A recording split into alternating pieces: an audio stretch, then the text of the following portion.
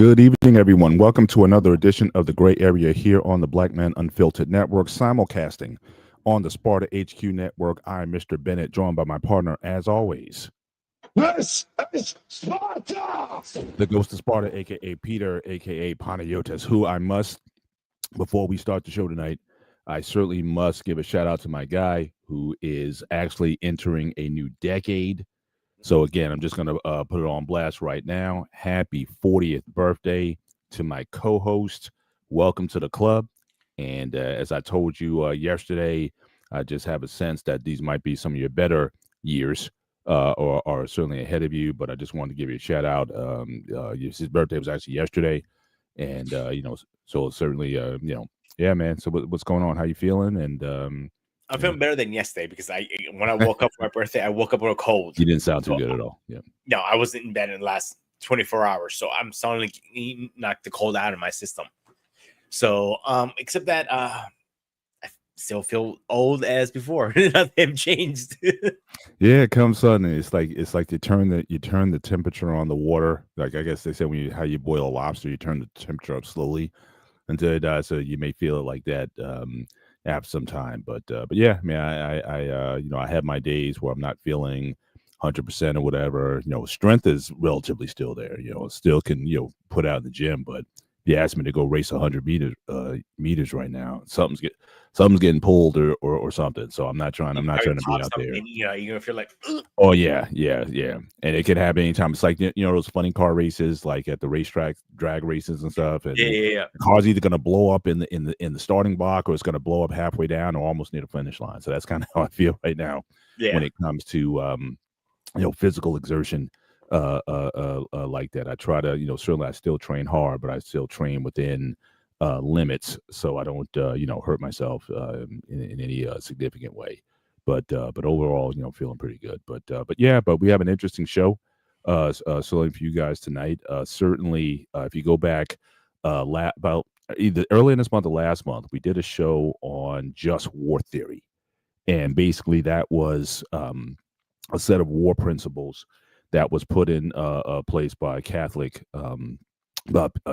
thinker that generally is oftentimes used when war is cited or reasons to go to war. For some people, it's sort of a guide to when to engage in conflicts and whatnot. So, whether nations agree with it or not, it's certainly something that's brought up, especially in this country, when you talk about people who want to justify going to war and what constitutes the reasons for going to war. Again, like I said, his history teaches us that those things aren't necessarily always followed. But before we get into that, certainly I want to do shout out to Mandrell in the building tonight. Appreciate you being here to talk about that. Here we have a guy, Dominican SC Licks. Buddy Anthony. Yeah, we used to work together. Yeah, he's awesome. So he's giving me a shout out as well. And certainly we also have Time in the building tonight. Appreciate you being here tonight. Missed you on the I know. Aaron Rodgers, again, my season's going down the tank. The fire Mike Tomlin is in full effect. It was pretty loud in the stadium tonight. So, maybe it is time for a new start at this point. But I'm just trying to get through the season and see what happens and whatnot. But again, appreciate you. You know what? I gotta say one thing. At least the second game of the season. Yeah, see, they gave you your birthday present. How about that? The Jets considered your boy, and I realize when I don't watch them, they win. When I do watch them, they lose. So I'm gonna stop watching them and leave it like that. I try to work by the same superstitions, and what also killed me yesterday, I went to another Rutgers game yesterday, and again, we had the game in hand. We were just like the Iowa game. We had it. We had the momentum and everything went wrong towards the end, and we lost the game to Penn State. That would have been a huge win in the school's history because we oftentimes don't beat Penn State.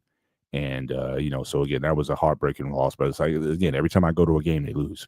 So it's like, maybe I'm going to stop going. The Jets.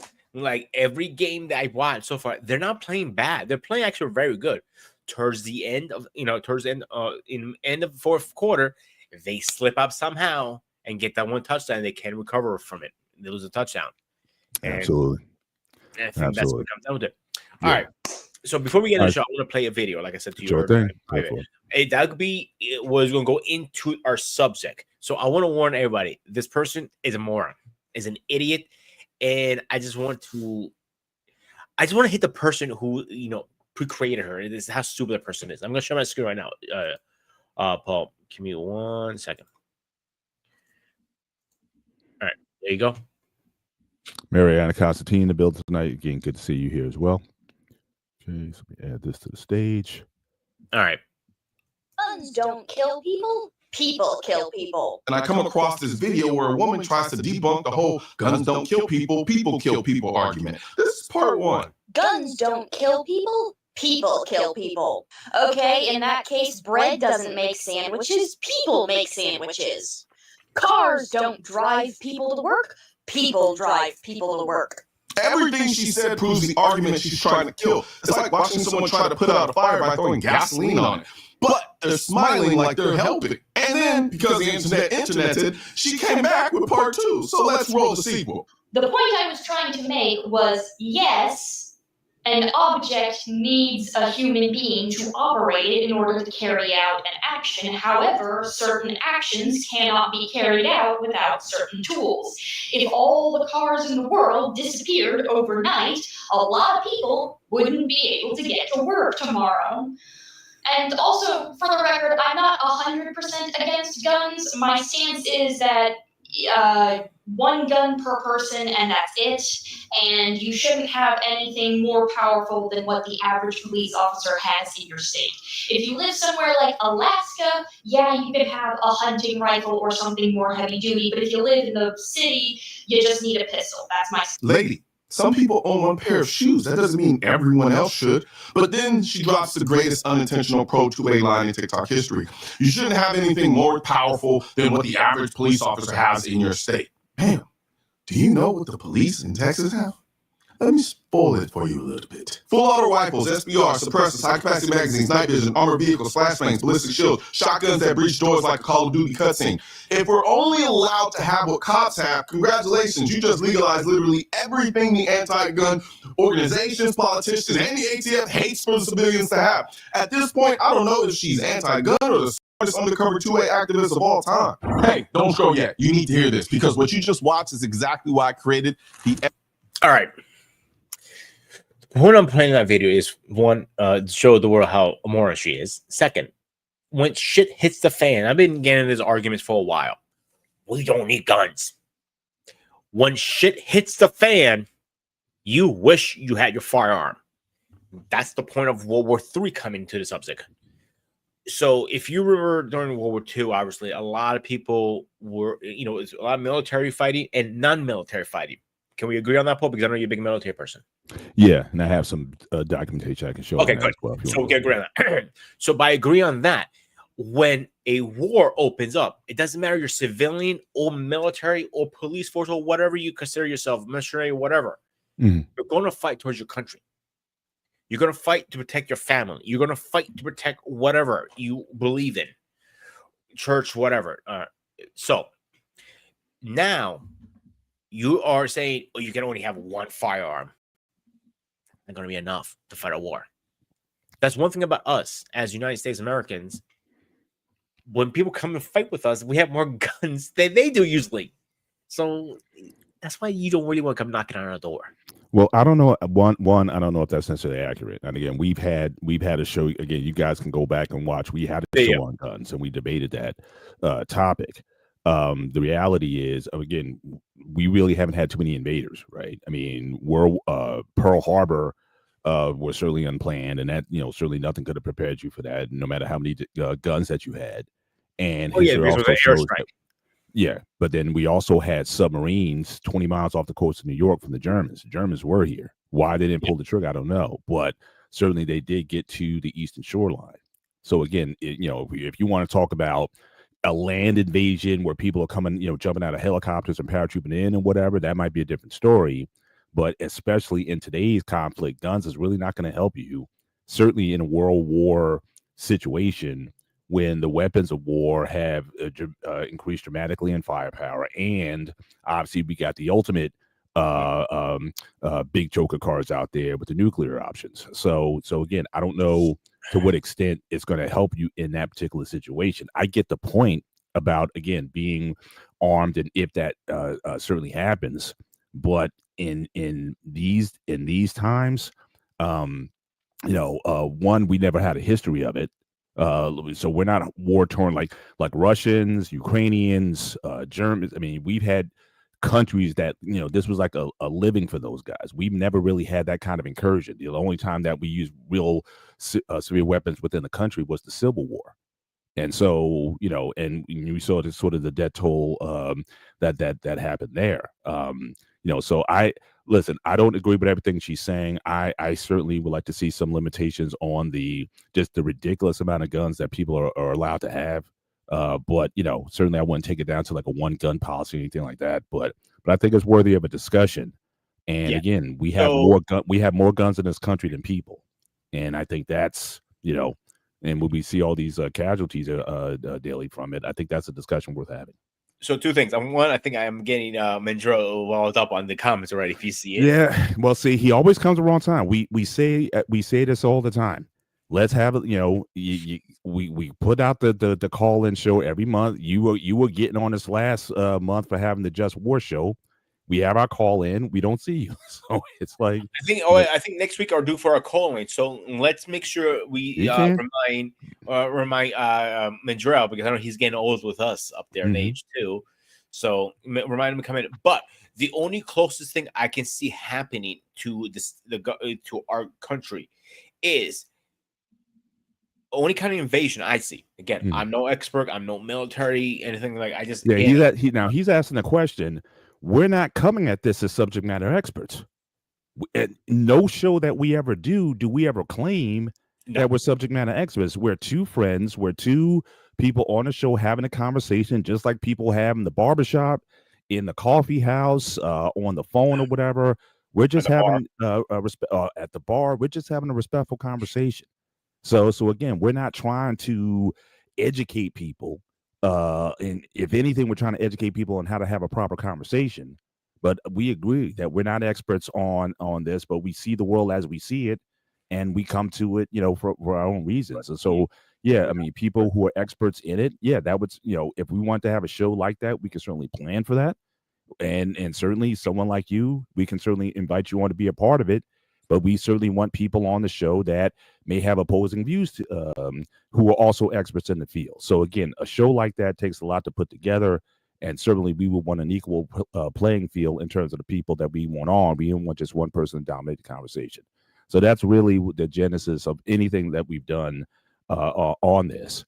But again, that's something we haven't done yet. But again, that takes a lot of planning. If you know guys who would certainly could give an opposing view to yours, certainly we can have a conversation. You know how to reach me, so we can have that conversation as well. I like the last comment he just came in with. So the part of the issue is, Mandro, is you might say yes, you're going to show up. I'm not saying you. I'm just using you as an example, of course. You say I will do the show, but a lot of times, a lot of people say we'll do the show, literally flake on us at the last minute, and we're hanging with our nuts in our hands. And I don't like my nuts in my hands personally. Some people may disagree with you, but that's another story. You've reached your limit on talking. I'm just saying. Shut the fuck up. I'm just saying. Listen, but, I love Big Boss, not that big.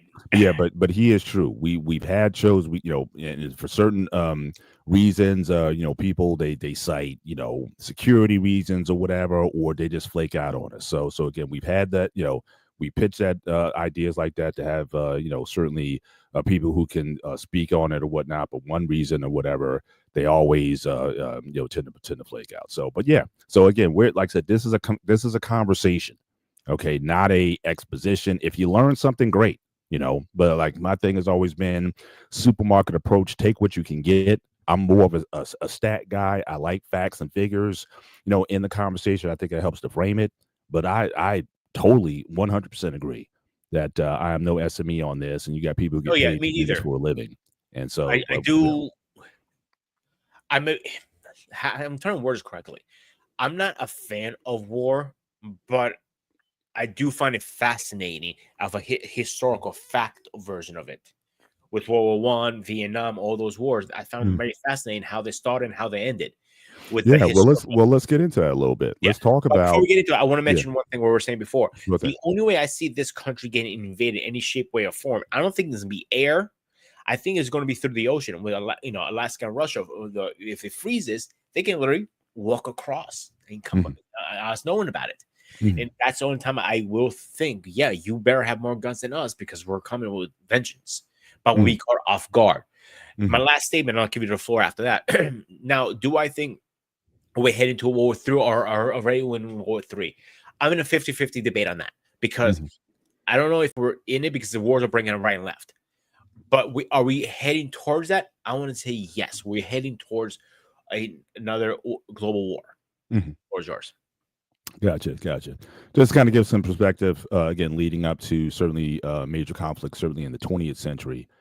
Just wanted to always give some insights on this stats that I found. So if you talk about World War I and just the number of casualties and statistics there in terms of the casualties, who got hit the most. I mean, the Russians got really butchered in the certainly in the First World War.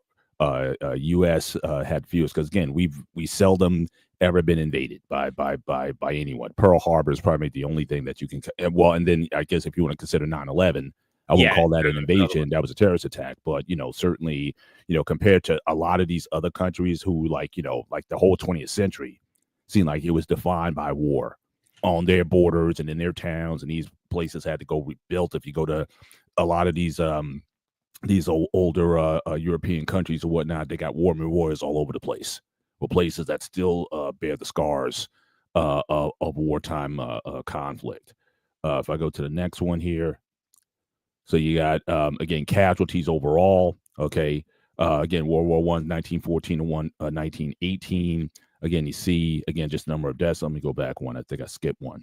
Did I? Okay. Oh yeah. So again, Italy, 600,000, France, 1.3 million, Russia, 1.7 million dead and wounded. I mean, so the casualty totals are just really high, as a result of that. And even in our country, again, 53,000 dead, 204,000 wounded. It's almost as many as that was in Vietnam. Then if you look at, where I want to go here, so I want to kind of define what a world war is. Because obviously you have different conflicts that are going on around the world that with different countries or whatnot, but that doesn't necessarily classify a world war. So I looked in AI and I asked, how do you generally define one? And I think the main takeaway is that it's got to be with the big hitters. So when Russia invaded Afghanistan, that's not a world war. Or when we, went into the Persian wars and whatnot, that wouldn't be classified as a world war.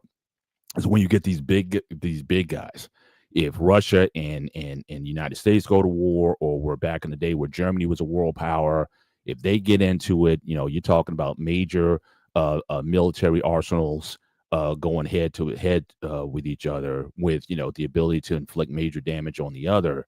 Then I think that's really there. So again, involvement of major powers. So it just can't be a big power going in on little ones. Like the Russia-Ukraine war is not a world war, even though it's having impact on certainly on Europe and even here in the U.S., where involving resources, what's going on in Israel, Palestine, or the Middle East.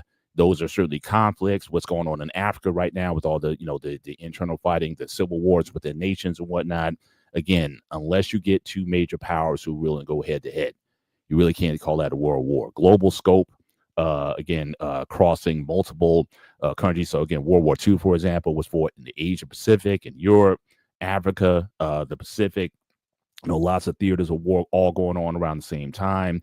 Widespread impact, and again, total war mobilization. I mean, at one point, I think when I showed doing the Just War slide deck, we invested something like 30% of our GDP went into the war effort. It was the highest concentration of money that went into a war effort versus any other conflict that we had in this country. Vietnam, World War I, you throw all that together, it wasn't near what World War II was in terms of the monies that we had to invest to build up our military and in order to fight that war.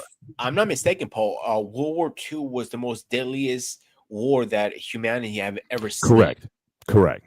So we're coming up on that. So again, we got the Central Powers. Again, Austria-Hungary, 7 million casualties. Germany, 7 million casualties. So these were the guys I guess we were fighting, or this sort of block. So again, 15 million plus casualties. You add that to, you go back a couple, you add that to the 22 million casualties from, I guess, the Allied powers, or however they were called at that time. That's over 35 million casualties total, and about 20 million deaths. And that's from World War One. When you get to World War II, you start to see really the casualty rate went up. So again, Soviet Union lost 24 million people, casualties, and both military and civilians. China, 20 million. And a lot of that had to do with Japan. Really did a number on China during that time. The Grape of Nanking, and just a lot of casualties there. 8.5 million Germans died, 5.6 million Polish, and you just see down the line Japan, 3.1 million. And we know about, certainly the more famous incidences of, with the atomic bombs, with the bombing, the bombing raids of Japan. So a lot of that's Philippines, that we don't talk about a whole lot. And it's interesting, French Indochina and Philippines, because that was really the birth and the aftermath of that really led to Vietnam. All right, so everything started in Japan. In fact, it's interesting because the guy Ho Chi Minh, he was actually one of the he was helping us. He helped the Allies versus the Japanese in Japan. And after the war, he was promised that Vietnam would be basically liberated from France. Well, France reneged on the deal, and 10 years later, you get the Vietnam War. And for historians, again, Vietnam started in 1955. Not this, people know it from the 60s and the 70s, but it was 1955 when that really broke out. U.S. involvement got increased, certainly during the LBJ, Lyndon Johnson years. But all that groundwork for what happened after World War II, it started French Indochina and the Philippines. Again, so so a lot of these things, we like to say World War II, that was our greatest victory, but again, there was some other things that sort of came with that. Here's again some just a breakdown of casualties in general from World War II. So the different countries that had it. Okay, 407,000 U.S. casualties during that time, and casualties is not always deaths. It's also it's injuries as well as deaths. But again, you could just see the scale here. A lot of countries suffered. I only went down to countries where it had like 1,000 or more. But I mean, Greece had casualties. I remember correctly. Hang on, I got my notes right here. Yeah, Greece, 825,000 casualties from World War II. So I mean, that was a that was a huge part of their population as well. So again, everybody really suffered with their bodies, whether it be again military or a civilian. So it was a world war in every sense. You're talking on, as if you add everything up, it's about 70 to 80 million people who died during World War II. So, and it was the largest event, certainly over a 6-year period, 1939 to 1945, the greatest wipeout of human life, I think, in human history.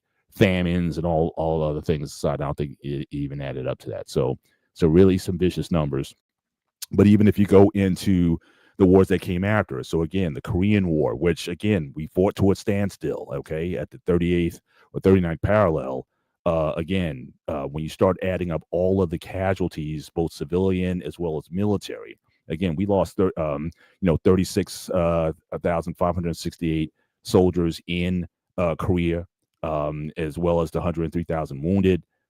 Again, but where the theater was waged, again, a lot of people, millions of people still lost their lives during Korea, and we're still no better off than where we were 70 years ago. Vietnam War. Okay, so again, if you just start adding in the civilian deaths from that conflict, all because a promise was broken. France reneged, and then because we were allied with France, well, we got to help France, so they drug us into it. And certainly the Chinese were certainly backing the North Vietnamese, and we're not even talking about this number here. We're not even talking about other countries that were affected, like Cambodia and Laos. The bombing campaigns that Nixon waged in Cambodia and Laos during that time, the Khmer Rouge that came after that did lead to a lot of people. But even ourselves, we lost 58,000 soldiers in Vietnam. So that is one word to this day. I'm confused why the fuck we were there. I just told you. We got pulled into a situation because the French reneged on a deal. They were supposed to allow, because after World War II, a lot of countries started, because of either their assistance to the Allied powers in war, they asked for their independence. That independence was granted. Like I said, the guy from Vietnam, he was an ally. Mm-hmm. It's interesting. Just like Osama bin Laden, he was an ally at one point, right? So it's just amazing how a lot of times we get into these deals, we strike deals with people, and then that stuff comes back to bite us in the butt later on. But he was on our side. France reneged. They got into a war with Vietnam, which they lost. France lost. And then they came to the big brother, U.S., and said, hey, we need your help in this situation because they're trying to break free and we need to keep our empire together. And so we didn't want them to leave. So U.S., because you're part of NATO, you got to help us. And especially in that time, you talk about the Cold War, and this was obviously the biggest campaign of the Cold War. People say that we weren't officially at war with China or Russia during the Cold War, but certainly conflicts like this, there were casualties. There were these proxy wars that were fought during that time, and you certainly had people who paid the price for this, and just for just wanting to be independent, just like everybody else. And you see here the casualties that came from that. Most people say most times it was because they want to stop spreading communists over there. That's the reason why we went to war originally. Well, guess what? Again, that was off. If France would have let them go, you probably could have had a friend and an ally there. But the communists were like, look, they won't let you go, or we'll help you get released. You know what I'm saying? So again, when you renege on deals, then other people are going to come calling, which is one of the reasons why I say, even just in a geopolitical sense, U.S. better get their act together, because China is starting to gain influence in a lot of countries, especially in Africa. And if U.S. doesn't want to treat Africa right, China is saying, look, we'll do business with you. So what would you rather have? So, you basically, by you not treating people right, other powers are going to come in, and they may want to have a say in what's going on. And so don't be surprised when other countries, the fight that you say you want to stop the spread of communism or whatever, but how you treating your neighbors and how you treat these countries that you want to have alliances with, that also matters if you don't want those kind of relationships to forge and happen. Here, the Russian-Ukraine war, just to kind of give some perspective. So again, since 18 months, 500,000, the death toll on both sides have been over 500,000. Russia's military casualties are over 300,000, and 120,000 deaths, 170 to 108,000 injuries, and the Ukrainian number is anywhere between 70 and 100,000, 120,000 wounded. So again, war costs. And just the more I go on, here is from the Middle Eastern wars over the years. So again, we got hit on 9/11, we lost 3,000 people, right? But again, these conflicts that have taken place over the years, millions of people overall have been impacted. You know what I mean? So again, there's a price to pay for all of these, for all these incursions. And then this is the last thing I want to show, and then we can get back to the conversation, since we're talking about a World War III possibility.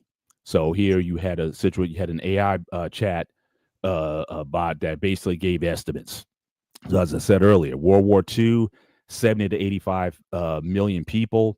A no nuke World War III could easily lead to 50 to 100 million deaths if you keep the nuclear weapons out of it.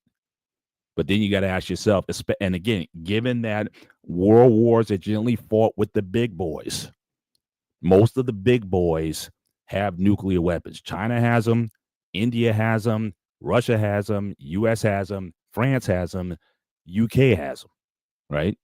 So if those guys get into conflict, then who's to, and it's interesting because Ukraine doesn't have them.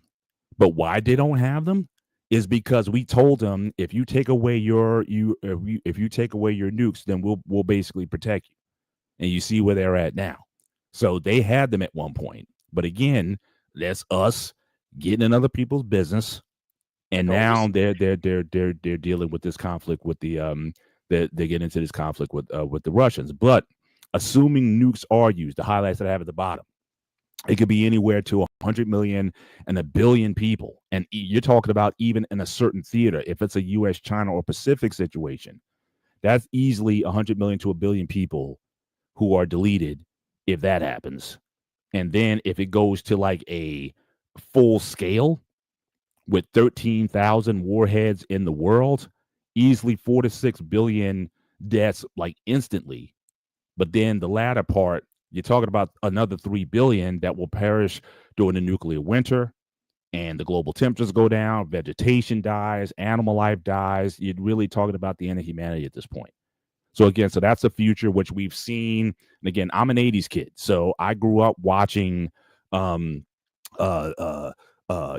Games. If you remember the movie War Games, if you remember Red Dawn, where U.S. was in fact invaded in Red Dawn, and they made allusions to China getting nuked and all, so just global catastrophes going on. And I think there was another, I think it was like an ABC movie. I think it was called The Day After, that also played in the 80s. I watched the original Red Dawn, and I watched the remake. The remake makes a little more sense to me personally because technology has evolved ever since the first movie came up. Yeah. One thing I know, I've been talking to a lot of people who are active members and non-active members of the service, vets and non-vets, and people who are just like me and you. One thing is always the same agreement. They don't think this is, if it's going to be a World War III, they don't think it's going to be like a normal war like we saw World War I and World War II.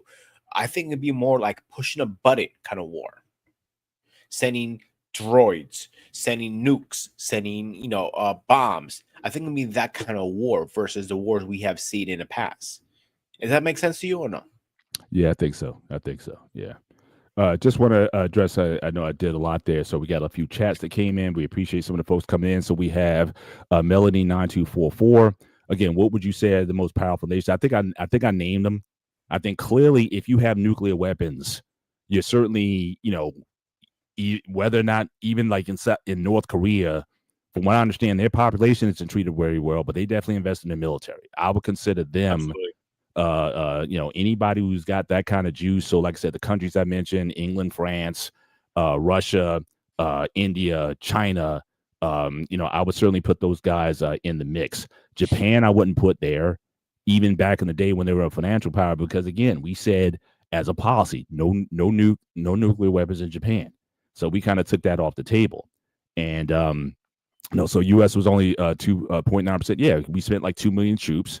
And we lost, as far as casualties in general, it was like 300,000. So it was definitely, we didn't have too many. But again, we were, we weren't invaded with the exception of Pearl Harbor. But even then, you only talk about 3,000 people who died in Pearl Harbor. And certainly we appreciate your service, being a Desert Storm veteran. Okay, I'm not going to, I think I'm going to skip that comment. We got the coach in the building tonight. Good to see you, sir. Hope you're doing well. If World War III happened to get everyone from grooming to my son and the Benson daughters who's prepared. Yeah, I mean nobody's prepared really, if you really think about it. Yeah. And yes, that movie, The Day After, certainly was a chilling, especially at the time, because again, I mean, I still went to school. We would do drills, right? Like getting under the tables and whatnot. You had on every school building had like one of those radiations, those black and yellow radiation signs up. And we had to kind of do these drills and whatnot, get under the table and all that. So again, it was a constant, especially during the Reagan years. It was a constant part of our daily existence. We were just inundated with it. And again, even the popular culture with the video games and the movies and whatnot, it was just always around that, this is the sort of thing that eventually could happen to us. So, so certainly, only thing with that is going under the table and covering your head is not going to save you from a nuclear blast. Right. And that was more ridiculous than anything, I think. Right. So, hey, what do I know? I'm just a dumb civilian.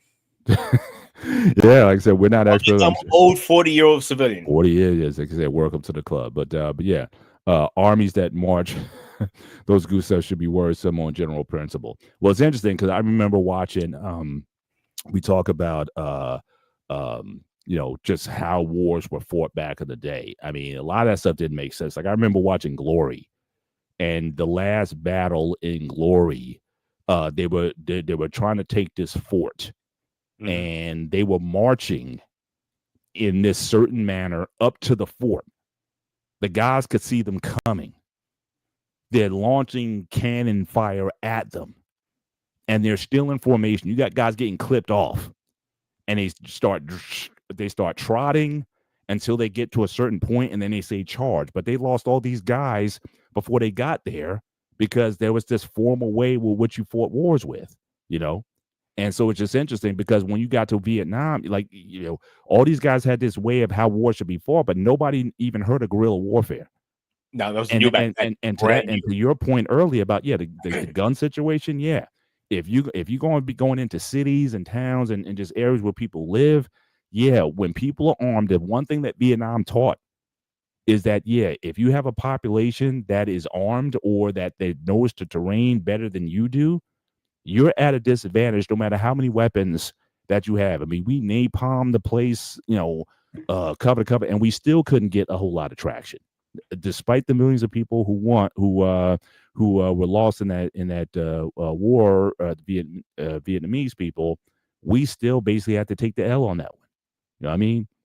So it's definitely something that certainly a nation that is well armed would certainly have an advantage over an invading force. And I would certainly agree that U.S. would be bad. So Vietnam was bad because of nerve gas and chemical agents, toxic mind and body. Yeah, especially how many vets came home with cancer or died from that stuff when we was there. So it's certainly an issue.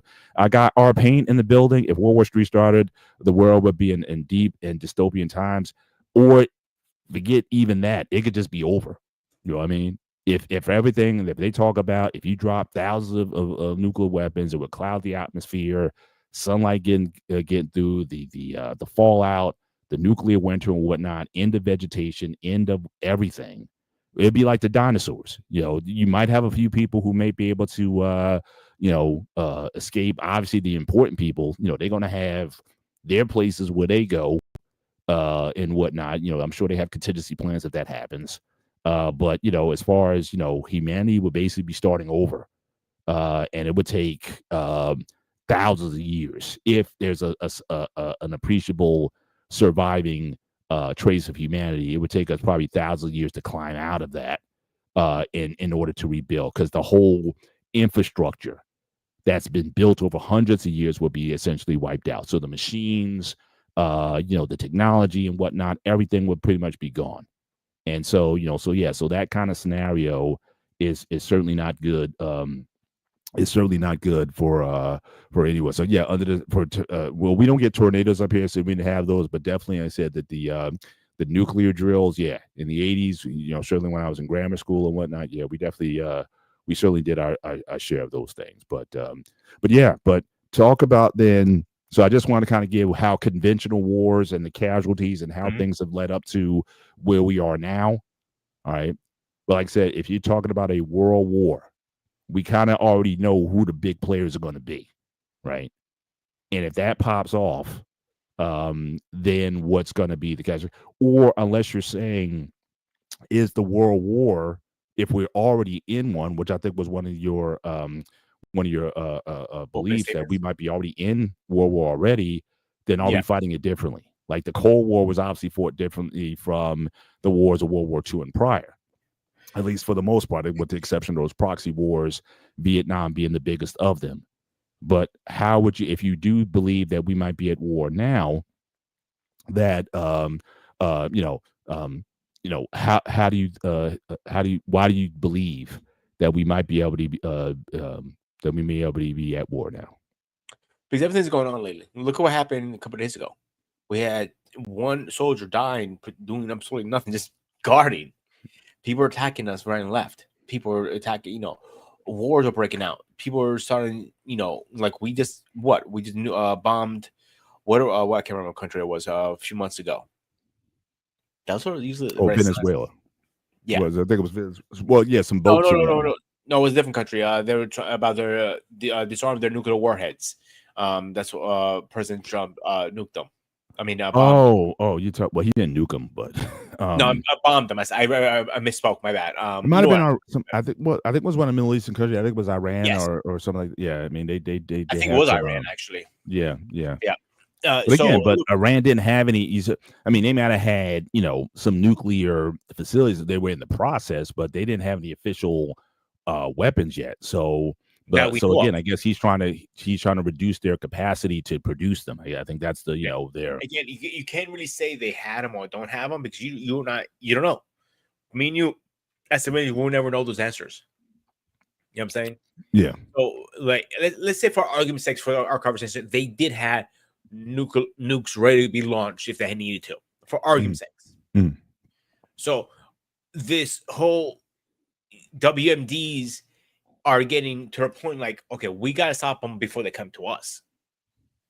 So that's where usually it starts, one after the other and after the other after the other.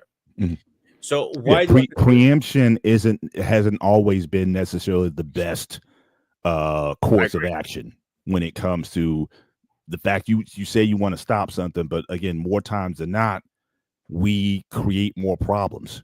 Like if you look at everything, like Iran, we had a lot to do with that because we backed through our government, through CIA, through all these sources. We get involved in these in the affairs of other nations. The people said bump the Shah. They had that revolution in '79, and it was over. But the Shah of Iran, that whole family, as corrupt as it was, we backed all that. So anytime U.S. has been involved in nation building, so I already mentioned 3 tonight. I mentioned Ho Chi Minh in Vietnam. I mentioned Osama bin Laden, who was he was on our side at one point in time, and I just mentioned now with the Shah of Iran, right? We get involved in these conflicts and stuff, and in some ways, I'm almost like a libertarian when it comes to this stuff. But I think. Interventionism has in one way or another, 10 years, 20 years down the line, comes back to bite us in some form or fashion. So again, the idea of preemption, thinking that you want to stop something before it happens, history has told us that there's a lot of unintended consequences when we do such things. So I don't know how effective it's going to be when you think that you did something. Again, if assuming our government did that. And again, if there's nothing, if anything, if you strengthen the resolve of the people to go forward with their activities, you don't know if they took them out or not. So but again, the way we hype up everything, we don't know what's going on over there. Yeah. So I'll give you another example. With the Middle Eastern mostly. So first we had the Taliban that we somehow became a government politicians thing. Don't ask. I don't know how that happened. I just don't. Then you have ISIS that we know that's a no-fly zone, obviously. Now they just announced recently the Brotherhood of Middle Eastern or some shit like that is called. Another terrorist group. Now that's going to be another group we have to watch our backs out. So it's just domino effects I'm being seen.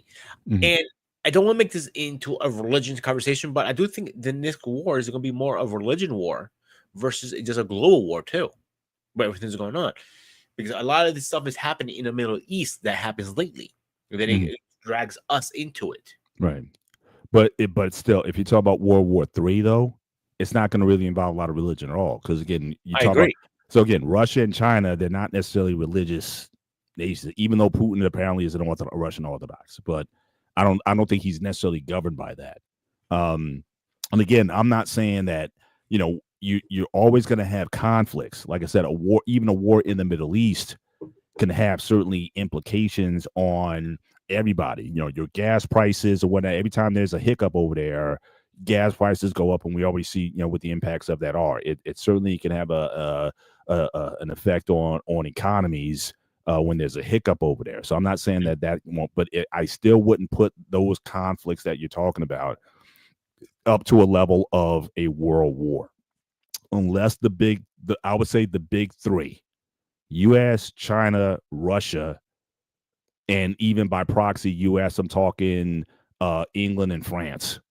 Those are really the players who, if we're gonna throw hands, we talking about that. So it'd be a combination of U.S., France, and Russia versus, U.S., France, and England versus, and throw Germany in there versus those other powers: Russia, China, North Korea. I would be worried more about Russia and China, because they're two are like BFFs, like for little fuck buddies, because they will back each other at any point, any shape, form. They don't care. If they're wrong or right, that's a whole different story. That they will back each other out. Like, if something ever happens between us and Russia, we got to worry about China coming after us. Well, again, in terms of our foreign policy, again, I'm not trying to get overly political here, but of course, but in terms, again, NATO/US policy versus the BRICS policy. BRICS: Russia, China, India, and I forget I forget what the other B is there, but again, that's the competing interest. Like, you want to talk about, I would say this: I think the Cold War is still going on. I don't think, people think the Cold War ended in '89.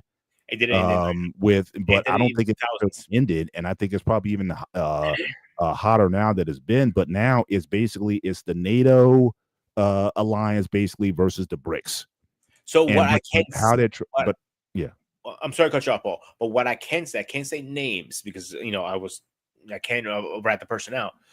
During 9/11, when all that shit was going down, again, this is it's actually out now too. So when we were don't know what's happening, planes are falling out of the sky, Russia actually called us.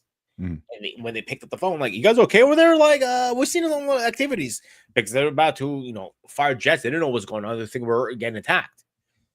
And that's the moment when they hanged up the phone. They said, "We just think the Cold War's finally ended during 9/11." But I started another war on top of that. But I think the Cold War, we also are at, like, how you have World War I and World War II? I think we're at Cold War Part 2 now. It reunited. Yeah, recently. I would say that's probably more accurate. Like I said, a World War III, if you have rational people in the room, you could say, well, this can't happen. I think that, our opinion. You think he's rational? I'm just saying. If our opinion or ask a question, so we agree World War III by definition will be nuclear. I think certainly nuclear would be part of the strategy. Nuclear, AI, and drones, I think. Yeah. Cyber, chemical. Yes. Definitely cyber. You got a lot of again, more chess pieces on the board. So I know you're not a gamer, but this one makes a lot of sense a little bit. Okay, so and before you go, Brazil was the other one. So again, BRICS is Brazil, Russia, India, and China, right? And they also looking to expand to South Africa, Egypt, Ethiopia, Iran, and the UAE. All right. So again, if really where they're competing at is like almost there's like an economic war, or for a lot of these nations, who do you garner favor with? And especially at the center of all that's going to be Africa. Who is Africa really going to play with? Are they going to mess with NATO and their side, or are they going to go with BRICS? And I think that is really going to also determine a lot of what happens in the future, depending on who gets the influence. And why do you think Africa more than anybody? Because again, Africa I think has always been in place, certainly in the last 70, 80 years, because of the resources there. Everything that we have comes from Africa. Cell phones, computers, the cobalt, all those things, the car batteries for electric cars, all that stuff comes out of Africa. And so who's going to have influence? Who's Nigeria going to deal with? Who's Ghana and all these countries? Who they're going to deal with? If they think the U.S. is not acting in their best interest, I mean, think about it. I mean, I haven't heard anything in probably 20 years. I mean, the last president who had any kind of interaction with Africa was Bush, and he was just basically trying to do like humanitarian stuff, like through the AIDS crisis and things like that. He was trying to, kind of which Bush we're talking about? Which Bush? George W. The second Bush. Second Bush. So he was, he was doing that. But since then, I didn't hear anything out of Obama or Trump. I mean, and we've heard his comments on Africa. Again, I'm not gonna dive too much there, but it seems like we're not necessarily treating them right. And if BRICS gets an influence, then that could be a problem. Here's my only issue.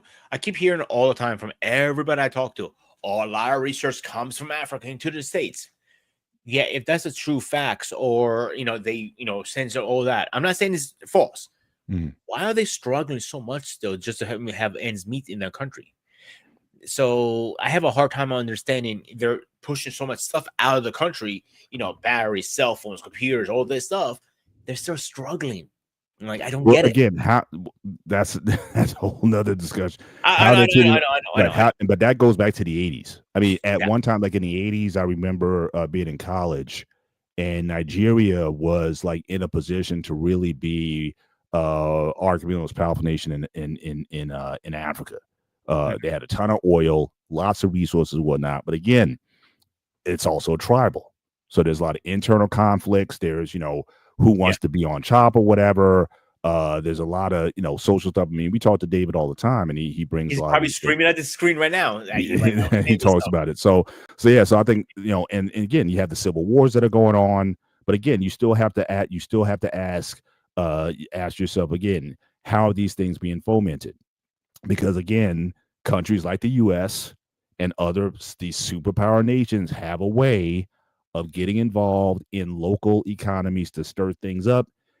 And while they're getting stirred up, they're kind of taking the resources on the back end, right? So again, keep Africa warring, keep Africa divided, and we'll get our resources from you, and you guys have your little tribal wars or whatever, and we'll be out. You know what I mean? So again, that's always been an issue. So some of it's internal to the people. And until they start acting in their own best interest and be like, look at who we're dealing with on the left and on the right, and who's going to have our best interest versus this internal stuff that's crippled the nation. These nations, a lot of these nations, despite having all these resources, a lot of these places are third world, and so so again, that's a problem with the how people view themselves. Certainly in the country, and how they're looking just overall at the world around them. And if they really understood their history, especially how they've been treated. Now, again, this is a fact that sometimes isn't necessarily told. Now, we all know about what happened in Nazi Germany with the concentration camps and whatnot, and the death toll there. I won't mention it here. But there was as equal a death toll in Africa under Portugal King Leopold. And what he did in Africa to the people there, millions of people who were deleted at his hands there in Africa. And yet, even with all of that, no, I'm not seeing that kind of. Even though in the 60s you had a lot of African states declaring independence, I didn't necessarily see a lot of those countries coming together for their own interests. So. Lots of conflicts. No, at one point, please correct I'm wrong. I think it was in Africa under the British Crown at one point. No, it split up. You had Britain, you had France, you had Portugal. All the major European countries had basically a piece of Africa. The only really American, it was Belgium. Thank you for clearing that, and shout out to I got Anton in the chat tonight. Yes, the Prince of Belgium. Millions of Africans were deleted in that time. So, but it was split up like a pot. The only American colony, if you will, have in Africa is Liberia. That's like the only one. And I never hear us having any kind of relationship with them of any substance. I never seen them really featured. I never saw Obama when he was president. I never saw him go over there. And not saying he didn't, but I never heard of it, or they didn't make a big deal of it. So again, I mean, why aren't we having more interest there, knowing that a lot of the future is going to be there? I have no idea. If anything, it's like we're kind of adopting almost an isolationist type of mindset than a global one. But even more egregious to me is even in our own hemisphere. Like when I went to Jamaica a couple years ago, I was stunned because when I was there, a lot of the infrastructure and developments there, you know who built it? China, Korea. I'm like, wait a minute. This is, you got all these Americans, you got all these people who travel there for vacation and tourism and whatnot. Why doesn't the U.S. have a stronger alliance with the Caribbean? It just kind of blew my mind that in your own, you already got one problem with Cuba in your hemisphere already. And that almost led to the end of everything in 1962 with the Cuban Missile Crisis. That was the last time we were at the brink of World War III. Because if that popped off, came very close, nobody would be here. And it's interesting because the deadline was October 27th, which is my birthday. So again, I wouldn't be here if that popped off. But again, they had dozens of medium range. They could have killed millions of Americans. The whole East Coast could have got taken out. And certainly, so again, Kennedy with the blockade and all that, very tense bit of history, which reminds me, I mean, certainly one of my favorite Cold War movies is 13 Days. If you haven't watched it, that should definitely go on the list of Cold War movies. 13 Days is one of the best, movies based on real events. Really appreciated that film. But yeah, a lot went there. But again, we're not even controlling our own hemisphere or the stuff that's going on in our hemisphere. Again, ask, how have we treated even South America, right? CIA did a lot of damage in South America. What happened in the 80s with Ronald Reagan with the with Panama and those Sandinistas and all that. I mean, just creating conflicts all over the place. So we haven't even been the best of neighbors in our own hemisphere. Now, how do you think we're going to necessarily approach Africa when it comes to that? And BRICS is constantly gaining influence in the continent and gaining favor with those people. So I think the Cold War is definitely on. No question about it. Between those two major groups, whether or not it gets to the nukes or not, I just think if you get one popping off, I just don't see how we come back from that. I think it's almost like literally like a chain reaction. That's why we haven't fired. Nobody has fired one, because everybody keeps saying, if we fire one, can we ever return from that? The answer is no. Once you fire one, that says a return. It's a game. I want to bring up attention from 1 minute here. I know you're not a big gamer, but you heard of Call of Duty, right? Yeah. Okay, Black Ops 2, one of the best games, in the franchise, they say, whatever. But it's a part of that game that it very fascinated me because it made sense. The game was in a future, years later. Like, actually, this is the year the game was supposed to play, where we had these droids, all this stuff. But it's more building more in the future. Mm-hmm. But it's a part of that. A guy named Woods, he said something there that made a lot of sense. So we have AI, all this stuff, right? What happened is the enemy got the keys to our systems. Think about it for a minute. Mm-hmm. Now we lost control over our tech. Now they have the keys, so they can turn our weapons against us. Mm-hmm. Think how bad that can be for a minute here. Well, it's kind of already happened, right? I mean, that's basically what cyber attacks are for, right? I mean, how many of those are taking place?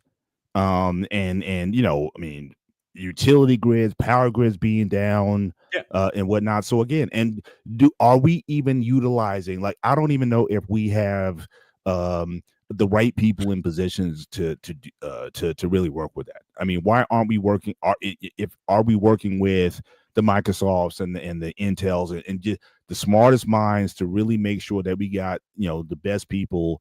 Get some of these hackers who are going around hacking. We should be hiring them.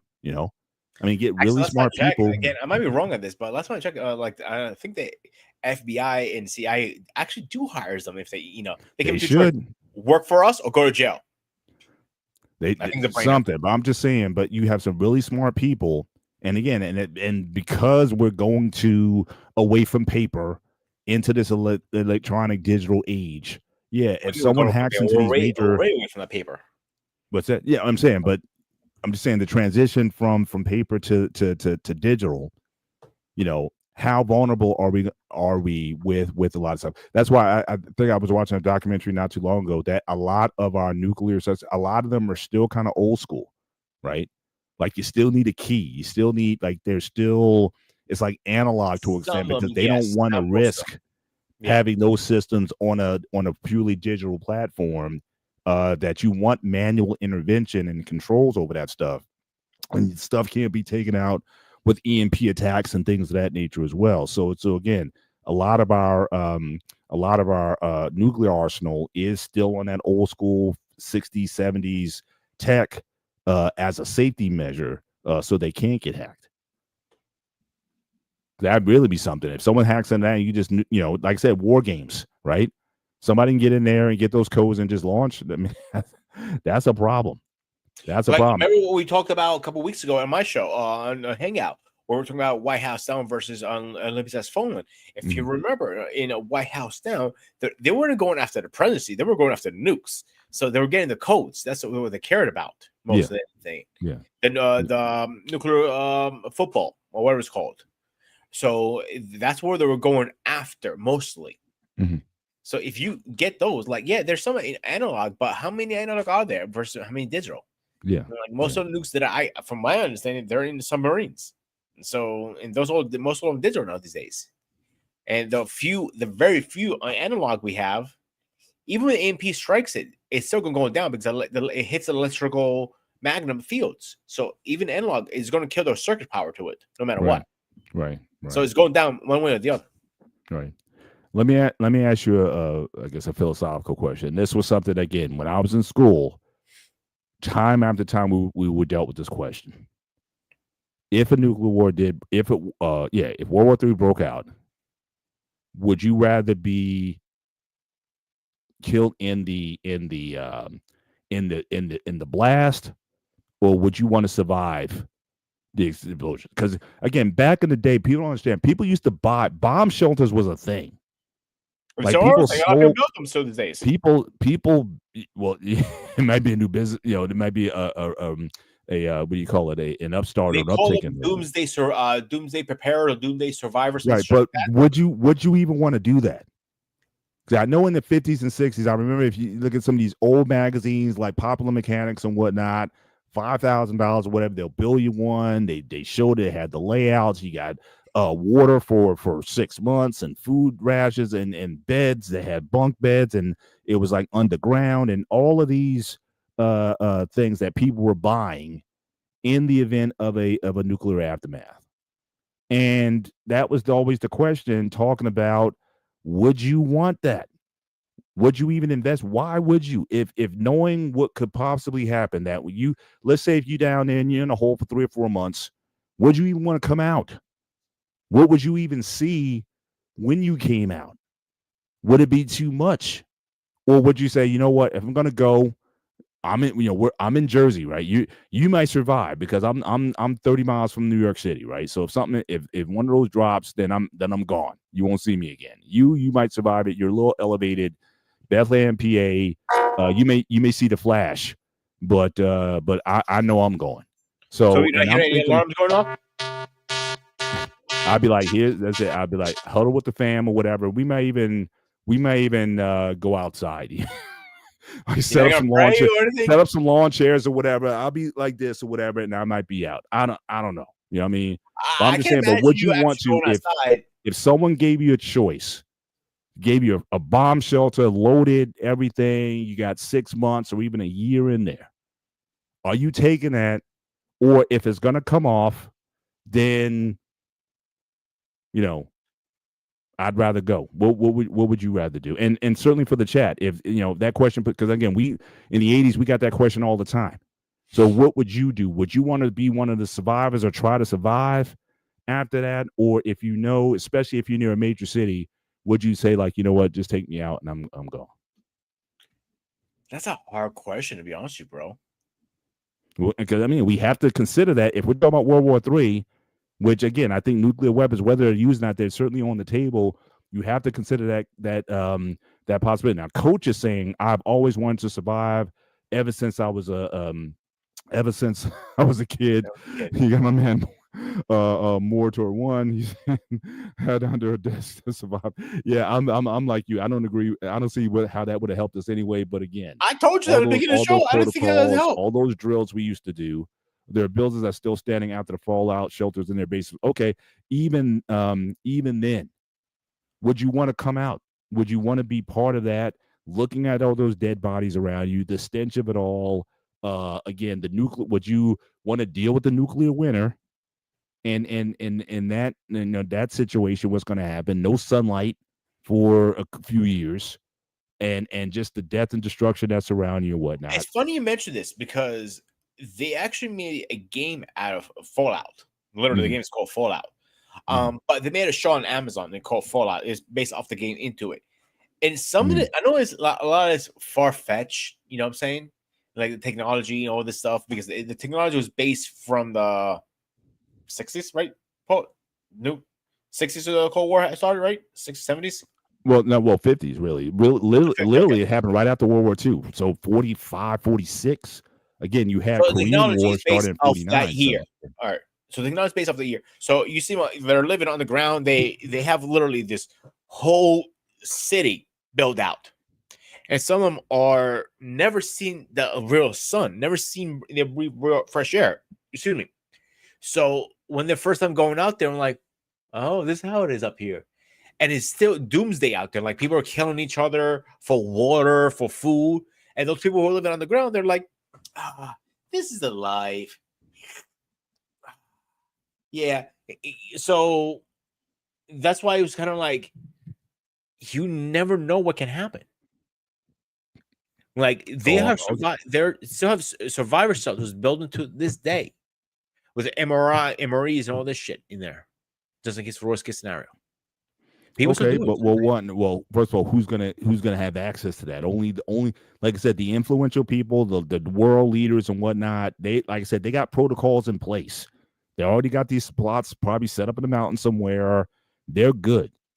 I'm saying you and I, we're common people. We're not in those lanes. Would you want to? Or if you had, like, you know, in fact, I'm gonna look it up now. See, is someone selling bomb shelters today? I'm just curious. I'm actually looking at. I'm right out there. I'm looking at it right now. I'm looking at the prices right now. Give me a second to find it. They're actually, you got this one now. Atlas Survival. Let me just share let me share my screen real quick. Yeah, I think they're selling them. It looks like. Let me see if I can get this to share screen and share tab. Yep. So this is so Atlas Survival. So they're selling bomb shelters. So again, they're putting them underground. It says, look, a beautiful, safe cellar. So again, they got floor plans already made out to you. Again, underground, luxury bunkers, right? Hey, at least you go now with bang. You're comfortable. Yeah, I mean, somebody might get this. You know how expensive houses are, like $1 million now. So someone might want to get this instead. Like I said, overpressure blast valves for flushing toilets.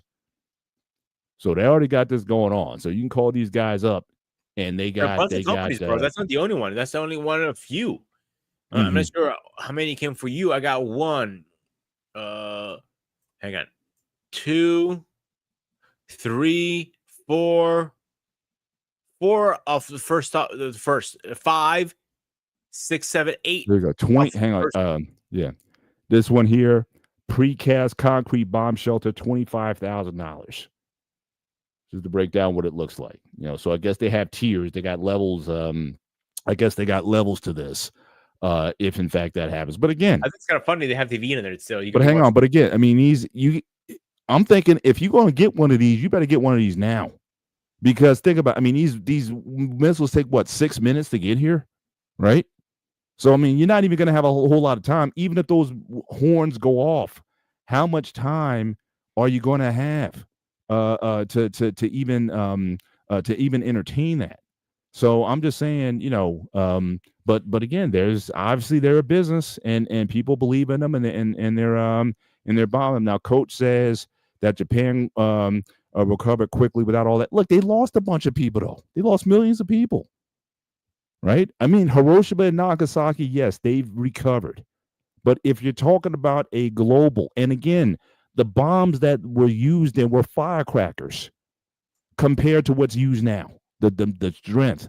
We used fission bombs then. Now you got fusion ones, right? Thermonuclear ones now, hundreds of times the amplitude in use now. And again, if it gets to a point where if you get a few thousand of those launched, you're talking about the atmosphere literally changing.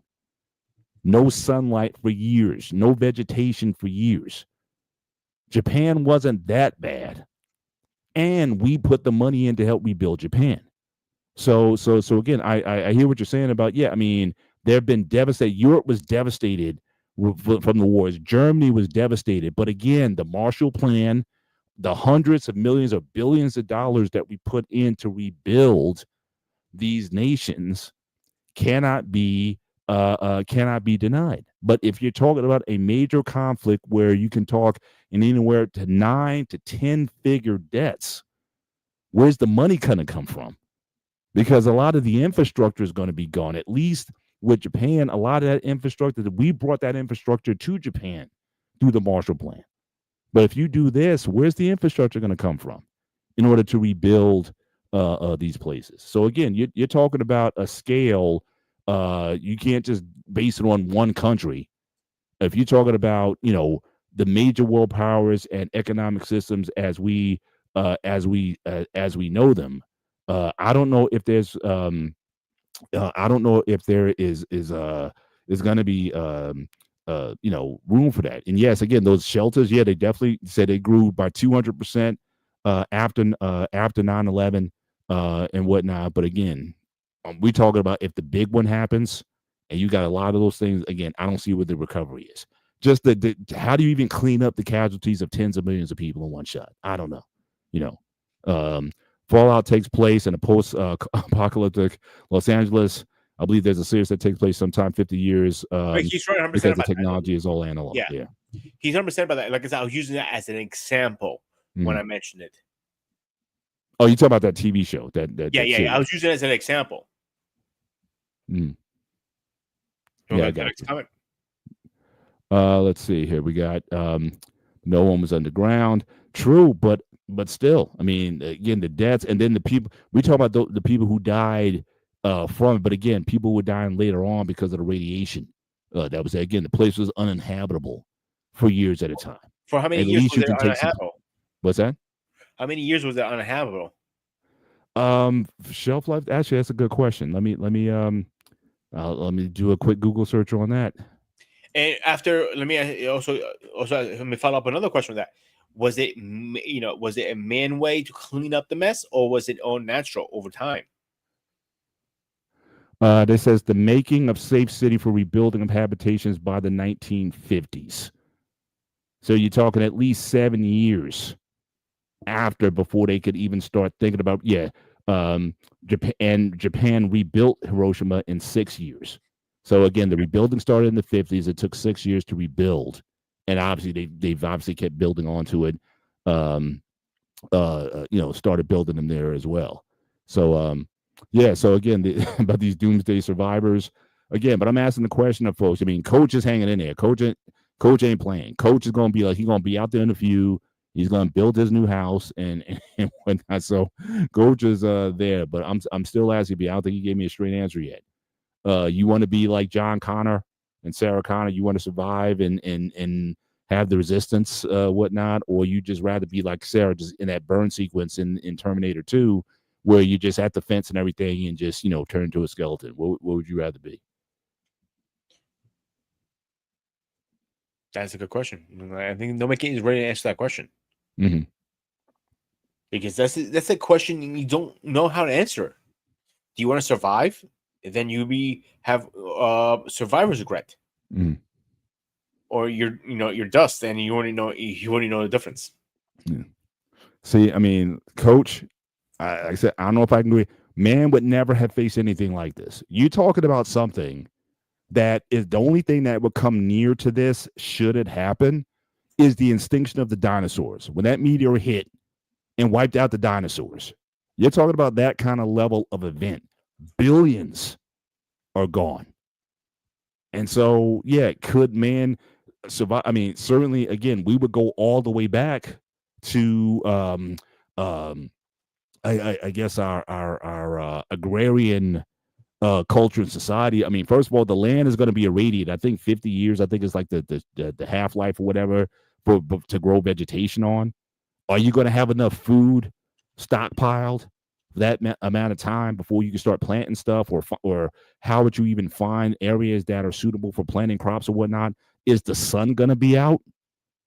Will the clouds would have cleared so you can actually see that? And you know what I found interesting right now, to be honest with you, I just looked it up, is I all the nuclear warheads we have, we only have dropped 2 in the history that we have, build them. We have so many built over the years, but we only use 2, for a conflict. Little Boy and Fat Man. Right. And both were the bombs that dropped on Japan. So and just a correction. Again, more toward one. You're correct. It was actually called the reverse course. The Marshall Plan was specifically for Europe, right? But it was called, the U.S. occupation. It was called reverse course, which that was like, part of the plan to rebuild it. Although they do cite a source, a key U.S. aid program crucial to economic support Japan's infrastructure. The Marshall Plan was part of that, though. From what I'm just breaking down the plan, some of those resources from the Marshall Plan did go to Japan for its rebuilding. But I just wanted to kind of clear that up for going. But go ahead. So over the years that we have, these nuclear warheads, we only dropped 2. I'm not talking about the United States. I'm thinking mankind all over the world. 2 have been dropped only. Now it makes you think, well, if we drop another one at some point, how bad would it be? Because these are like freaking, like I said, those bombs, they were a firecracker. The double A batteries versus 20, it was the 20,000 they were doing kilotons. I think little boy was like 20 kilotons, and I think I think little boy was like 15 kilotons. I think Fat Man was like 20, 25, 30 kilotons or whatever. We're talking megatons now. Yeah, 1,000 times what those. And the difference now, and then these are atomic. We're talking about nuclear. They're 2 different levels too. Yeah, fusion versus which uses fission. So you basically use a fission starter to start a fusion reaction, which has a lot more yield. And so those are parts of there. Again, both Coach and Moore talked about that certain areas today that are still preoccupied. So Chernobyl. There's still areas around Chernobyl in Russia that are still unoccupied because of the radiation that's there. So I'll give you an idea. And that was from a nuclear reactor, bless you. That was from a nuclear reactor leak. So the buildings are still there. I mean, they're just abandoned, but they're still upright. But you talk about with a bomb, you're talking about wiping out, leveling places that you're going to have to try to go in, clear all that rubble out.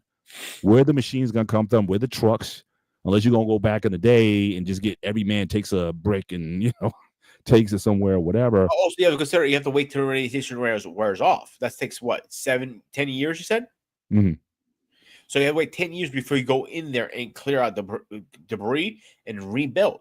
And then you have to wait even longer after that. So you're talking a minimum of 20 years to get back in. But you also had, resources from other countries going in there and doing that work. Yeah. It wasn't just the Japanese that did that. Again, if it happened to us, who's going to bail us out? Nobody. Do we have, unless we got somewhere, some underground where we have tens of thousands of bulldozers and machines and whatnot, computer technology that's on the ready. So if that happens, we can just kind of go and start rebuilding. Unless they, and that might be a contingency that they have. Again, seeds for plants, for vegetation. I'm sure that there's because I remember watching. I don't know if you ever watched Mad Max Fury Road. Did you see that? Yeah, one? a long time ago. Yeah, but that was interesting because again, the most precious resource that they had in that movie were these seeds. These, so they can like plant. Because again, that was a post-apocalyptic world, but they were moving to a place where they can actually have vegetation. So it was like the most precious resource. Wasn't even gasoline, which you saw in Mad Max 1 and 2. Gasoline was like the main resource, but in that movie, seeds were the most precious resource because they, at least that gave them a future that they can kind of grow some stuff in that time. Now again, but even if you have seeds, there'll be no, where the animals at, because I don't think lives, because that's the one thing you cannot, you might be able to, are they going to have like, I don't know, like Noah's Ark or something? They're going to have these animals 2 by 2 in some underground facility, and they're going to come out and repopulate the earth. I don't know. Just let them run wild and just let them hopefully. But again, what are they going to eat? You know what I mean? So again, that and again, Earth's ecosystems, right? You need insects, you need, herbivores, carnivores. You got to have that kind of balance because one thing eats another. Insects pollinate plants and those sort of things. So you're talking about something that, again, I'm not saying it's impossible, but it'll be very difficult to come from or to come up from. Again, it would take possibly thousands of years for man to really get up to stuff. And it's interesting also, the question that you dodged this one, I would also ask, is, are we even prepared? Like, do we even have survival skills, like to live off the land? You know what I'm saying? No, we don't. To plant our own vegetables or whatnot, to raise livestock, basic engineering skills. Can you even start a fire without lighter fluid or lighter? Yeah, can you do the stick thing and start a fire up or something? I don't know. I never done it, so I always say no. Have you? Yeah. No, I was never a Boy Scout, but I got matches. Call me crazy, bro, because when I buy cigarettes, and for anybody or for me or whatever, or cigars, I always ask for lighters. And people tell me, why do you collect matches? Why do you collect matches? Well, shit, the fan, I have something to trade with because you're going to need fire.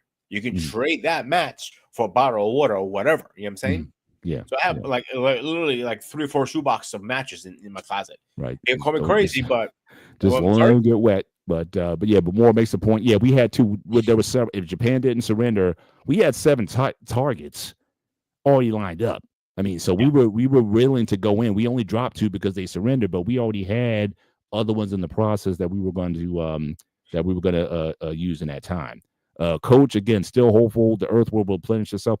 Yeah, it probably will. If it could survive that new. So the meteor that hit the Earth has probably still had a greater yield than all of the current bombs that we have now. I'm not saying the Earth can't rebound. I'm just saying it's going to look very different. So just like the dinosaurs aren't here, we don't have any dinosaurs today, except unless you want to say birds. Say birds are technically dinosaurs. Okay, if you want to say them, right? But in general, they're not here. What about us? Because we weren't around. I don't even think we were even primates at the time that happened. So depending on your, whether you believe the Earth is 10,000 years old or you believe that the Earth is billions of years old, all I'm saying is we weren't around. So if something like that did happen, it'd be a first for us. And I don't know if the dinosaurs weren't prepared for it, I don't know if how prepared that we would be for it. Oh, you gotta give a little more credit. I think we're a little bit smarter than the dinosaurs. I'm just saying. The majority of us aren't. And yeah, we're gonna need some really smart people, and we're gonna need some people who are willing to work and just deal with the chaos. Like, how are you gonna rally and motivate people who, when you see nothing but death and destruction around you, to mobilize people? Who are the leaders gonna be? Are we going to trust? Because I got to tell you something. The one thing I am seeing in this world, and certainly in this country, it does seem like there's a lot of anti-science out there now, right? In that time, we're talking about needing really smart people who know science, biology, physics, agronomy. We need some really smart people, but you're seeing now in this country, a lot of people, it's like anti-science. Oh, absolutely. They don't believe in anything, or there's some conspiracy theory with everything. So again, so there's almost a distrust of science that I'm saying, at least in this, I don't know about other portions of the world, but it seems like in this country, it's almost like we're going backwards in terms of if science says something, then go the other way, So again, are even the scientists, are they even going to get any respect in that time from the masses who don't really know anything, but, they may look at the sciences and say, well, look, it's your fault because you guys invented those weapons. So why should we listen to you? So again, it would be certainly a daunting, it would be a daunting task if that came off. Yeah. Yeah, the earth will take care of itself. I just don't know if humans will be around, at least not in the numbers that's needed. Again, and you got to have kids. So again, I mean, we forget going back to earlier times where infant mortality rates was a real thing. That's why you had dozen kids. My dad had, comes from 13 kids. You had a lot of kids because you almost expected that you're going to lose a few. Are people going to be of that mindset? We've had shows where we talk about the drop in populations, right? From these advanced societies and whatnot. Are you going to be in a mindset we're going to have a ton of babies? I will go from living in the house with a mortgage to living on land and growing my own food. Coach is determined. That's all I got. Shout out to Coach. If you never served in the military or the Boy Scouts, you're screwed. Yeah. If you want to move to PA, I know a bunch of land up here, like 10, 20 acres you can have for very cheap. Mm-hmm. Just saying. He said, I'm going to survive with all my World War II knowledge. Shout out to him. But I don't know if you guys still take the question. We all know what Coach is going to do, but more, what are you doing? Antoine, what are you doing? You are you sticking it out, or you just want to go? And mind you, where you live, we in Jersey, right? So again, if something happens, you know where one of those bombs is going. Probably the first bomb is going to hit in New York City. So what are you doing? Not if it's going to hit New York City. Answer. Remember the last attack that ever happened on this country? It was 9/11, and they attacked in New York first.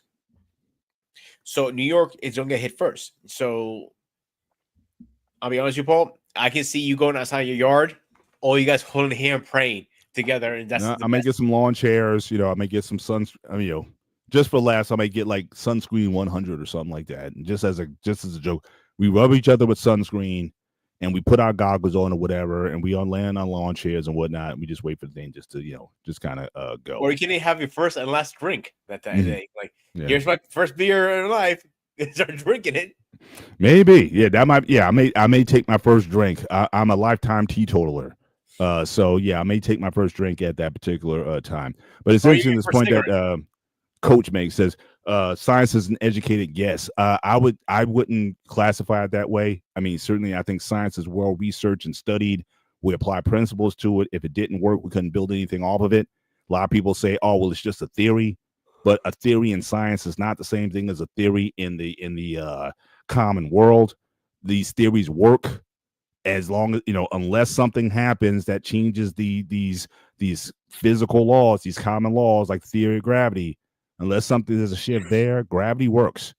And so we've been able to understand it, and we've been able to go to the moon and back because we have that understanding. So I wouldn't say it's not just an educated guess. It's the best conclusion that we can come to based on the research that was done.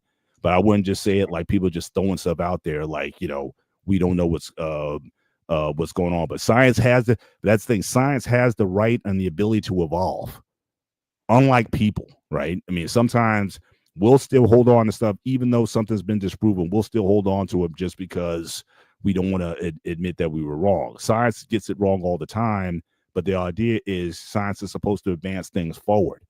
But again, I think people's views and opinions towards science now seems to be like, well, we just don't want to believe anything the scientists tell us. And you know, I'm not, you know, I don't think I'm there yet. When we're talking about theories versus science, it's two different things. Like theories, for example, a Big Bang is a theory because nobody was knowing if that happened or not because it's so many million years ago. That's a theory. Now, if you're talking about scientific knowledge, like for example, diet, a good example, you know, you need X ones meat protein to burn fat or build muscle. We know that's a fact now. Well, that's just like anything else. Science and diet changes all the time. It used to be fat. As an example. It used to be fat was the devil. Now fat is good. Then they said carbs was good for you. Now carbs are bad. I mean, food science changes just like all science because again, you're talking about populations around the world, different metabolisms, and different conclusions that people come to. Again, science will always change. Again, you do your research, and you come up with the best conclusions based on what the research is giving you, and then you put it out in the field and you try it out. And if it continues to work, then you keep using it until something else happens. So again, science will always is about going forward, at least the way I've always treated it. So I don't have a problem with science changing. I'm not saying science is 100%, but in my view, it's still the best thing going. I mean, the fact that we've been able to build these nuclear weapons to begin with proves that some of the science works because we know that these things work, and it's not like sometimes you get a lighter and you buy a lighter at the store, and sometimes the lighter doesn't work or whatever. No, if we launch these things, it's not like going to be half of them is not going to work. You know, in fact, the president just called for a retesting of all our nuclear arsenal. He wants to make sure everything works, right? So you know, so I think that I think science. Nobody has tested them in years. Yeah, and he wants to make sure that they're good. But I'm just saying, but just the basics of how you even split an atom, the science has to be good enough for you to do that. In fact, it's interesting because when they did the first fission test, they did it. I forget the university that they did it at. They did it under the stadium of a university. There was an actual fear that the chain reaction that was going to go could literally incinerate the planet. It didn't happen, obviously, but again, that was some of the worries because again, this was new stuff. But the science, though, the nuclear physics was good enough, though they can do it. And like I said, they were able to make even bigger, more powerful bombs. The initial bombs were fission. The next ones using fusion. They nailed it and created, you know, obviously the most destructive weapons that are out there. So you know, so certainly. So I think, you know, science certainly does a lot and certainly has a lot of value to our world. We couldn't have this show if it wasn't for science. So they got something right. They got something right for us to even be talking about this subject with the audience that we have. But so water is wet is a scientific theory. Yeah. So far it works. I'll take it unless they come up with something else. I'll take it. Says when it comes to the earth, there's evolution. It's all a guess, and some made up what people believe is a narrative. Okay, all right, but you know, but again, we certainly know that you definitely going to be again one of those G's, you know, still holding it down in the nuclear fallout. Me, I think I'd take my ticket out. I think my spiritual life is clear, and I'm at peace with everything, whatever. So if I go tomorrow, I'm good. So yeah, I think I would take the option just to check out and just I'd see the flash and boom, you know, I'm out of here. I think I wouldn't want to I don't think I'd want to you know survive in a world, you know, like that. And you know, but you still haven't given me an answer yet. Which answer you want? I think I answered you well, three the times one already. again. Are you staying or are you going? What are you doing? Oh, I'm saying fuck that shit. You're staying. I'm fucking staying. I'll be me and Coach gonna be fighting our shit. He's gonna have his little AK. I'll have the AR because you know. Right. Like so when you buying your bomb shelter then? You know, you owe me a birthday present still, so I owe my. No, I ain't buying. No, I told you I'm gone. What do I need to know? No, you said for me, not for you. I said for me to survive, not for you to survive. You can fuck yourself. Yeah, I'm gone. Yeah, absolutely. I'm saying, but you know, But if I don't want to, why would I buy you a bomb? So you want me to buy you a bomb shelter? Of course. Even though I'm not sticking around, but that'll be my Absolutely. that'll be my parting gift to you. I'm building you a bomb shelter. So Yes. I'll go to I'll go to that website and I'll put in a pre-order.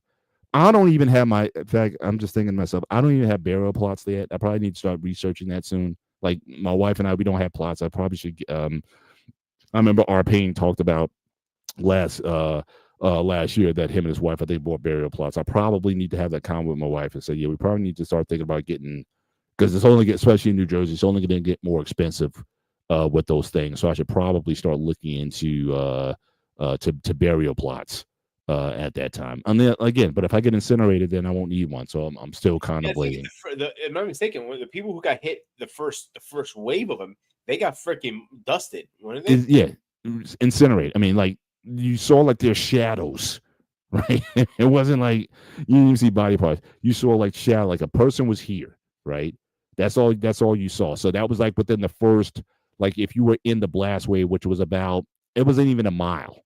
Yeah. Was the fireball radius. All that was that. And then everything else was like blast effects and all that kind of stuff that kind of came later was there. But again, I think I remember seeing a comparison diagram of I think it was like Fat Man versus a thermonuclear bomb, and I think it was like over New York City, and it was like, what would it look like? New York won't be around anymore.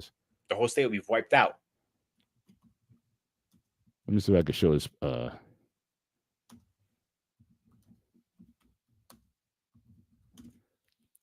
think someone. I remember reading a book one time. The guy was talking about.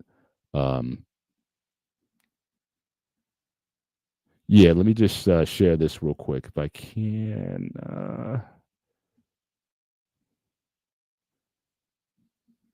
Yeah, let me share this.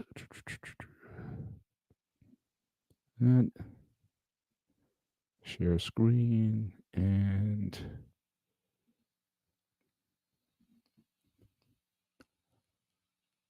Yeah, so this was from Newsweek. So this kind of gives you a comparison. So the inner circle on this guy, let me blow this up a little bit.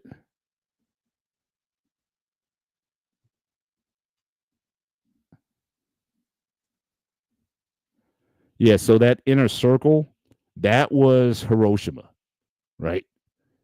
And then the newer ones, they kind of go out from there. So yeah, so if something hit New York, Jersey City, I don't know where Anton, I don't know where you live, but Jersey City, upper, New York or whatever, you're not getting out of there. You know what I mean? so this this is the structure of a 360 kiloton nuclear bomb dropped in New York City. Here's another one. Said the plume effect extending all the way to New England. So yeah, I mean, you're talking about some major carnage. In fact, I think there was a YouTube video also that I think did a little. That I think we could probably safely play that. I just want to let me see if I can get that up and we can talk about that. Can I get rid of this guy? Move from stage. But I think there was a all right, you can keep talking, people, while I try to find this thing. I just want to. No, I think if a nuke drop now with how it is, it's going to wipe the whole New York State literally off the map. It won't be even in New York State anymore after that. That's my personal opinion, of course. Mm-hmm. Again, I have no scientific pracs or anything like that. I think it's literally going to wipe New York out of the map, and then a portion of New Jersey. You're definitely done because you're like a neighbor to New York State. 30 miles. How long did it take you to get to New York? An hour, right? Yeah. Oh yeah, you're done. So you don't even need a bomb shelter because you're not going to survive that blast. Mm-hmm. Here's one that I got. Let me share this one. This is a nuclear explosion over London, just to kind of give you an idea. Hope I can share this one. Share. No. Stop screen, share screen, and okay, here's one. All right. A nuclear weapon explodes over London. In this documentary, we explore the devastating consequences of this catastrophe. In the simulation, we will use a warhead with a yield of 750 kilotons. That's a pretty powerful charge. Some US and Russian ballistic missiles are capable of carrying up to 10 charges in a single missile. Upon detonation, a fireball as hot as the sun rapidly expands, reaching a radius of 950 meters. Anything trapped inside this fireball is instantly vaporized. In our simulation, the epicenter of the explosion is at Westminster. People within that radius won't even feel anything because the nerve impulse transmission speed is slower.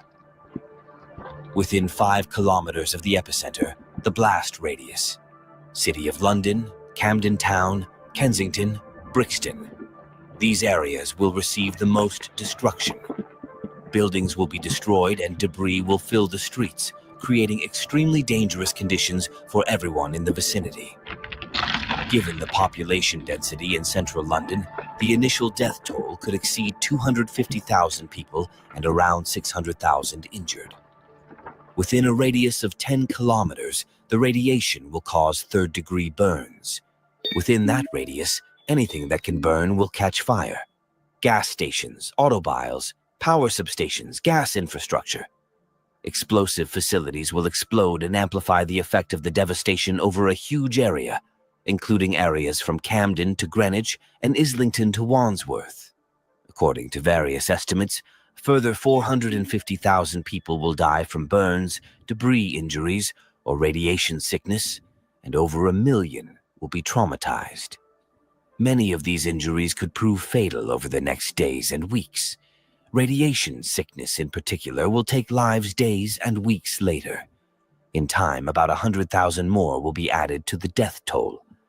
Within an 18-kilometer radius of the blast, the shock wave will be enough to shatter windows, causing additional casualties to people who come to the windows when they see the nuclear blast.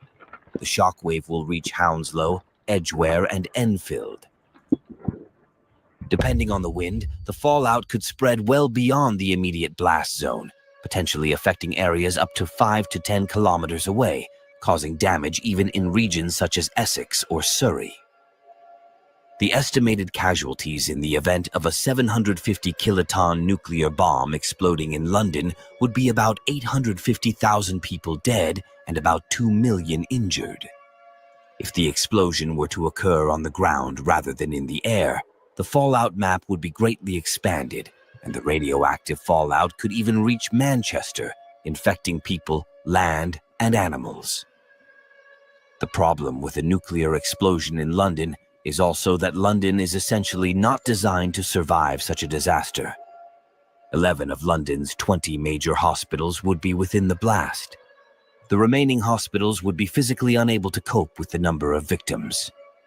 Many people are still alive under the rubble of the buildings, suffering burns, but no one will be able to help them.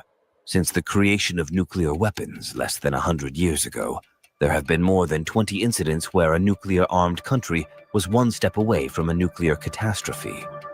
You can easily find these statistics on Wikipedia. I will attach a link to this article in the description of the video. I want to call everyone to action. Nuclear weapons are a real threat to our future. Give this video a like and share it so that as many people as possible can learn about its consequences. Together, we can make a difference in the world and prevent a nuclear catastrophe. All right, so yeah. I mean, nobody's prepared for any of this shit to go down. Yeah, you should go. Like I said, you're gonna reach you're gonna reach a point where again they're not, you're not gonna have the infrastructure. I mean, you saw the drain on resources during the pandemic. You saw it during 9/11. And you talk about a few thousand people. I mean, where are you going to get the hospitals, the ambulances? I mean, you can't get to everybody. Like, if your infrastructure is going to be taken out, your hospital is going to be taken out.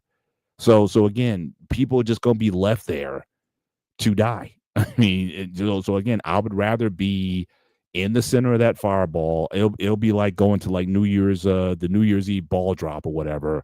Just put me right in the center of it or whatever, and I'm good. But to deal with that, imagine being in a building under some rubble or whatever, and nobody can get to you because no ambulance is coming, nothing's coming to you. What are you going to do in that situation?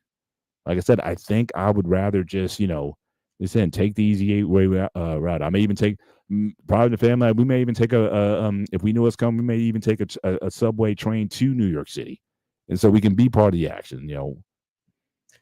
You're probably the only person running that way. Everybody's gonna be running the other way. As at the actual industry, but like I said, I'm not trying to be a part of. Yeah, so Antoine, you're in Essex County. Yeah, man, you're closer than I am. You're just a path train away from New York City. A path will get you there in 10 minutes. So yeah, you're gonna be it's a wrap for the north. It's a wrap for the Northeast, and yes, so we're going towards the inner center for relief because again, they said I won't feel nothing. The sun, it'll be so intense, my body won't even feel it.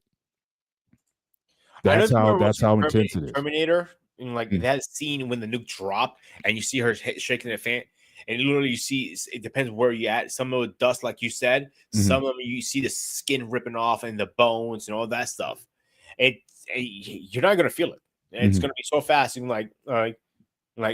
Oh, and again, and that's just to Moore's point. It's just one. Russia's got 5,200 of those things. So again, who's to say that's the only bomb that's dropped in that area? You're only going to take out a city, but if you want to take out the nation. So, and back in the day, we used to have like ridiculous numbers. I think Russia's might have had like 20,000. We had 15,000. So again, that we had a lot of arms treaties and whatnot. SALT 1, SALT 2 to reduce the number of weapons overall. But yeah, I mean, it's and again, we're getting towards the end of the show here, so we might want to start start making our final thoughts. But certainly, I want to appreciate you guys being part of this conversation tonight. Antoine, as always, certainly appreciate your talking us more toward one. Certainly appreciate you being part of this conversation tonight. And again, for the veteran who was also earlier in the chat here, really appreciate you being part of the conversation. Again, thank you for your service, certainly to our nation, and the coaches always appreciate your perspective in these matters. And if there is going to be a last man standing, I'm picking you to be the last man standing overall. Doing this sort of thing. But yeah, I mean, World War III. I mean, like I said earlier, it's not a world war unless the big guys get into it. So if Britain, France get into it with Russia, now you're talking, world war. Because again, by default, we have to go into it because that's our treaty. Our NATO treaty mandates if Russia attacks one of our NATO allies, we got to go in there. And so once that happens, then yeah, all bets are off. And if the BRICS alliance is as strong as they're saying it is, then China's going to back Russia, and then they're going to be into it. So yeah, so that's really the scenario that we're talking about. And even though these armies in and of themselves, like I said, if you took nuclear weapons off the table, you're still talking about, again, if World War II had 75 to 80 million deaths, certainly we have weapons, non-nuclear weapons that can do even more damage to people. And we have biological weapons now and chemical weapons now that we didn't have back in the day. So you're still talking about debt tolls that I don't know if the society is capable of handling at one time.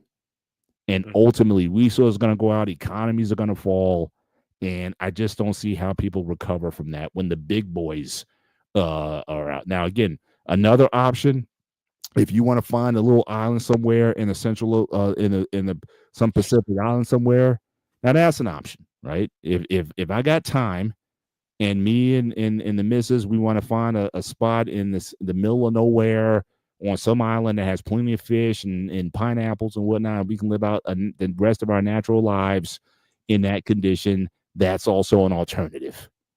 But if I only got a few minutes, like maybe less than an hour to get out, then I think I'm going towards the epicenter and I'll I'm checking out.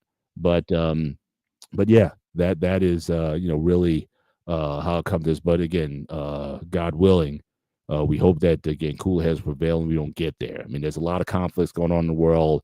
There's a lot of sensitivity in the world right now, and again, leadership that's out there. Again, anything that's said wrong, any wrong move that happens. I mean, some of these wars happen just because of one occasion, like World War One. I think a guy got assassinated. I think Archduke Ferdinand from, and I forget I'm not sure why World War started. To be honest with you, what's that?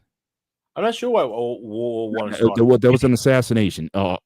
Archduke Ferdinand, I forget the country that he was from, was assassinated. That kind of popped that off. I think World War II, I think, was more calculated. I mean, obviously, with the Nazis came into power in 1933, and just over the year, they just started to build this machine. They invaded Poland in 1939. So that was almost like a strategic, like, we're going to do this, and we're building up the power in order to do this and mobilize. But I think the World War One, it was almost like a firecracker event that had it going on. So Papua, so Moors have some places. New Zealand, Papua New Guinea. I don't know about New Zealand though. New Zealand's kind of modern. I think anywhere there's like modern, any kind of modernism, I think is going to be on the map. So Sydney, Australia, New Zealand. I think any place where there's democracies or any place where there's technology or whatever, I think all those guys are at play.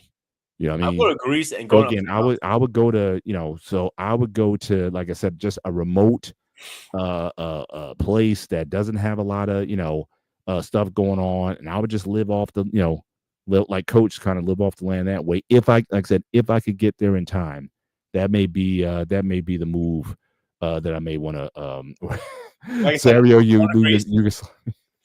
I'm gonna go to Greece and I'm gonna move to the mountains, up the highest mountain I can, Mount Olympus. And I'll chill there for a few years. I'm good. I got all the research up there and everything I need. Good luck trying to find my ass up there. Yeah. Oh, that's you could try the mountains if you wanted to do that. Yeah, Archduke Ferdinand, he was of I believe he was of Austria, and his assassination that kind of kicked off World War One. But and into World War II, if you were to think about it. Yeah. Oh, that's where he was deleted in Fiji. Yeah, that would be a better option than New Zealand. I don't want to go anywhere where where they got like modern cities. If they got the internet in that place, I mean, I want to go there as an option. But we're at the end of the show, guys. Again, this was certainly an interesting discussion, and like I said, it definitely brought up memories of conversations as a child that I had when it came to what would you do in that situation? Would you want to live through it or not? And so again, but these are things that unfortunately, even 40 years plus years later, some of these conversations seem more relevant as we thought. Maybe in the late 80s, early 90s, Boris Yeltsin, and you thought that'd be more peaceful, place in the world. But again, tensions are rising, across the board. And wars are still, breaking out. Like I said, Africa tribal wars, Middle East, what's happening with Russia, Ukraine. So there's still a lot of heavy things going on. And but one thing for sure is that certainly I think we all need to kind of reflect on, what do we want to be? What do we want to do as a nation? And when we see acts that might be going on that that may not be in our best interest to take these aggressive actions.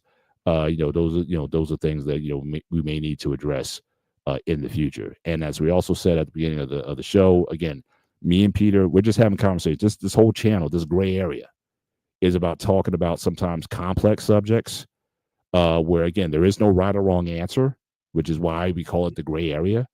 And we appreciate people having different views on it.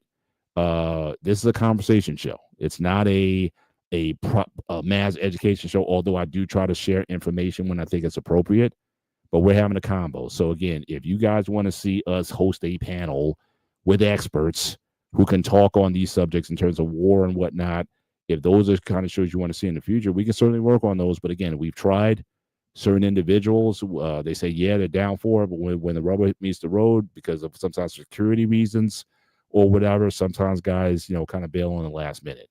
So we'd like to, have the channel foster conversation. I like hearing and watching conversations with smart people. And, but again, at the same time, it's got to be the right balance, making sure you have people who are knowledgeable in their own lanes so that we can have a healthy conversation and not have one person just dominate that conversation. But Pete, certainly any final thoughts on your end? Yeah, first of all, yeah, I agree with Paul. This show is not called gray area because I have all the gray hairs and he doesn't. They call it gray area because we disagree more than agree sometimes, but we still respect each other and love the shit out of each other. Even he's jealous of my beard and hair, so that's a whole different conversation for a different topic. But we disagree a lot, but it's not a talk show. It's a show that me and him give our opinions and stuff. Like we do have an open panel once a week, once a month. So I believe our open show is next week, right? Is it? Yeah, I believe so. Yeah. So if you guys have the beef and the heat, bring it up. Bring it up. Absolutely. I keep saying to you guys, if you got the heat, bring it. I like it. I like to hear it because you guys talk a lot of shit now, but when the time comes, you're quiet like little duckies. Now about the World War III thing, I'm still of an opinion if we may be in it or we're going into it, but this war is going to be different. Prepare yourselves for the worst case scenario whenever it happens. Because remember, when World War III started, World War II started, they didn't pick up the phone and go to the newspaper like, yo, put in the papers, World War II started. It was never like that. I think they announced it years later that was World War III, right, Paul? World War III? No, World War II. Or when they I don't think it was called, like, no one branded it. Like, nobody was saying, oh, we're in World War II. I think that was historians kind of came up with that title later on. But certainly, when we got hit in Pearl Harbor and whatnot, news spread vast. The president called a, joint session of Congress, declared war, all that kind of stuff. So, people knew, when it popped off on our end. I don't think people were necessarily paying attention to what was happening in Europe or whatnot, because, again, a lot of that stuff didn't necessarily affect us. But again, when we got affected, that's you kind of poke the bear, and that's what kind of got the bear, into the war. But that's a lot of times that's what happens. You don't care about something until it does come on your door.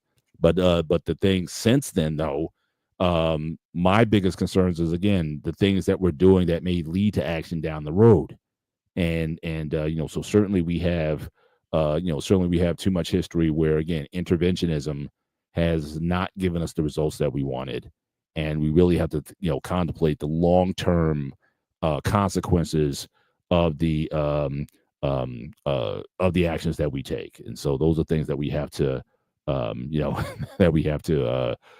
keep in mind. But yeah, so I want to close this out, but again, I want to thank you guys for coming in. Make sure you hit the like button certainly before you leave the show tonight, both here and hop over to Sparta HQ Network. Make sure you show some love there as well. And Pete, once again, happy birthday, happy 40th birthday. And again, just hoping that you have many more years and that we can continue to do this and have this dialogue together. So really appreciate you. But that is for myself, Mr. Bennett. He is. This is Sparta! The Ghost of Sparta, a.k.a. Peter, a.k.a. Patiotis. This is the gray area. You guys enjoy the rest of your week. Take care. God bless. And we will see you next time. Good night.